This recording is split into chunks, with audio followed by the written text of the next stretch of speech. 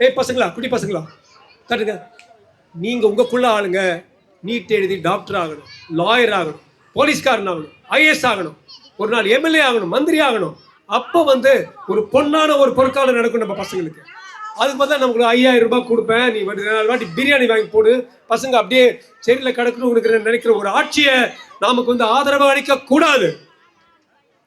பசங்களுடைய education, அவங்களுடைய கல்விக்காக எல்லா நகை கடன் 300லேருந்து 400 வாக்கு அந்த 505 பட்டியல் எடுத்து பார்த்தீங்கன்னா கல்வி கடன்கள் யாராவது ஒருத்தர் வீட்டில் கல்வி கடன் இந்த பசங்க படிக்கிறதுக்கு இருந்துச்சுன்னா அந்த கல்வி கடனை வந்து அரசே எடுத்து அவங்க ₹1 கட்ட தேவையில்லைன்னு 300 to 400 எக்ஸாக்டா எதுன்னு தெரியல. நீங்க போய் பாருங்க அந்த அந்த பட்டியல். இப்போ சாமியை வந்து எல்லாம் கொடுத்த மாதிரி இருக்கும்.